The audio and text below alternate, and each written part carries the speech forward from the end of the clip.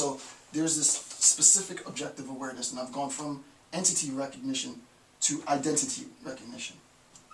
The last phase is what's known, or what I'm classifying as objective unity awareness, right? This is my phrase, OB, if I could spell, OBJECTIVE, objective unit awareness. This is the most important for Rand, right? Objective unit awareness. Same child looking at same objects. The child then groups these two objects as similar. Integration, remember, differentiation first phase, integration second phase. At the second phase, at the integrative phase, the child identifies these two objects as having similar characteristics, right? And say, those are circles, or those are balls, or those are toys, or those are whatever they are, right? The child recognizes, right, the ness, if you will. Philosophers just add N-E-S-S to something. So in the video that I have linked in the notes to which came first, the chicken or the egg, I think I talk about chairness, C-H-A-I-R-N-E-S-S. Rand in this section, she doesn't use the word, but she does talk about table-ness. The fact that this table looks like that table and this table looks like that table, but they're all different tables, right? This is all, again, Aristotelian. Aristotle makes a distinction between thisness, right, what the thing is composed of, and the form that the thing has. So that the child unifies similar objects, right? And in unifying similar objects, what I've done is I've recognized that I've identified that they both are of a like kind, and I've created this taxonomy to describe both of them. Integrative similarities, right? I've differential isolation, I've differentiated these two objects from these, right? So differential isolation is the first part. These are not like these, right? And then what I have said is that these are the same, right? These two are not like these. These two are the same.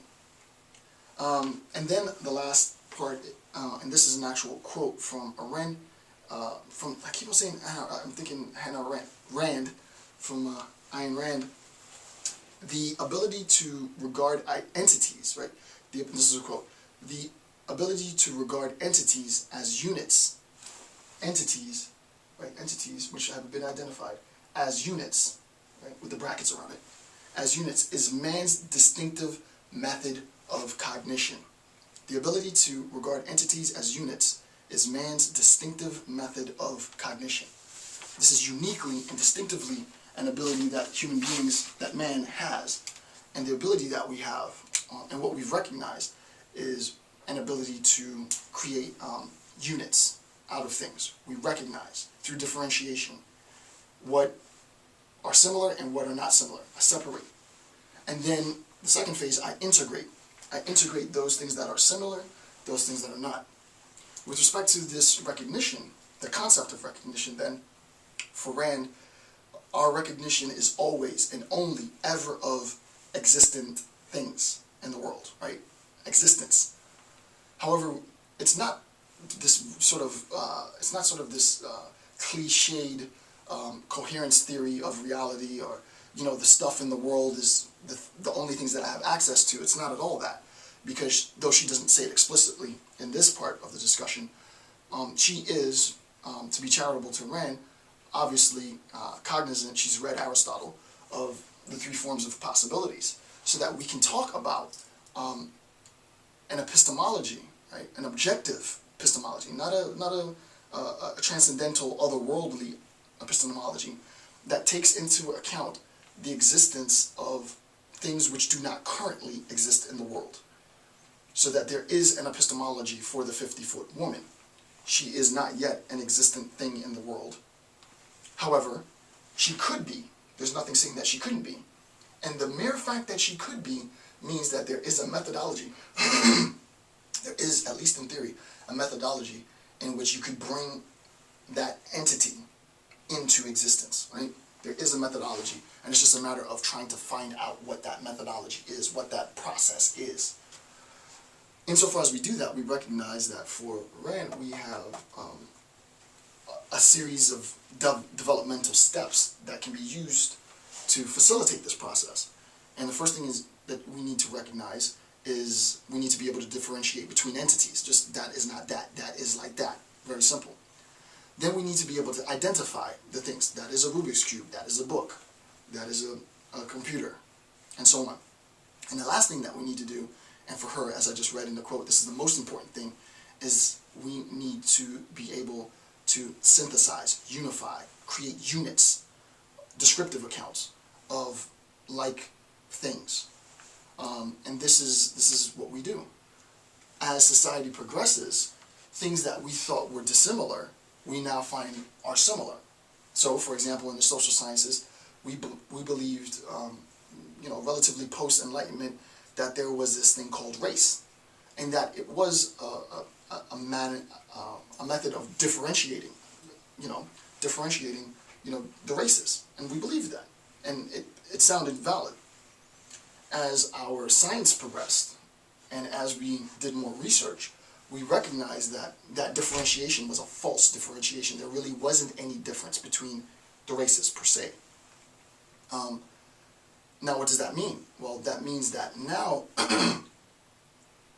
unless we're going to hold on to that which we know is to be false and create some existence of, an existence that's impossible to bring into fruition, right? Then we have to recognize that we need to move on in the discussion. There needs to be something new that's discussed. And what is that new thing? Well, who knows what that will be? There might be another method of differentiating human beings, right? It might not be race, how we differentiate. It might be some other thing. You can think then that what will end up happening is that as we progress, we get more and more rigorous in our attempts to identify, right? And that's one of the consequences of Rand's objective epistemology. And I think she's right. I don't think it's good or bad, right? I'm not giving a moral claim. I think what happens, and I think it's actually, in a sense, a good thing, is that we do have then a requirement to become more rigorous in how we identify things. We can't grossly generalize and create these units when there are no units to be created. And what she says, and I think the greatest implications that she has is not the mere analysis of the known, if you will, stuff that we see around us, people, humans, race, trees, cars. All of that is phenomenally boring, right? What's really interesting is the epistemological status of the possible, right? And that's the level that I dwell on. I'm not going to get into that too much now because I've given you enough to get your appetite whet in the discussion on Rumsfeld's account for and Zizek's response in epistemic modal logic, the ontological, epistemological status of the things that could be, that aren't, that we don't quite know that we know, if you get my drift. Anyway, with that being said, I want to thank you for taking the time to watch my video.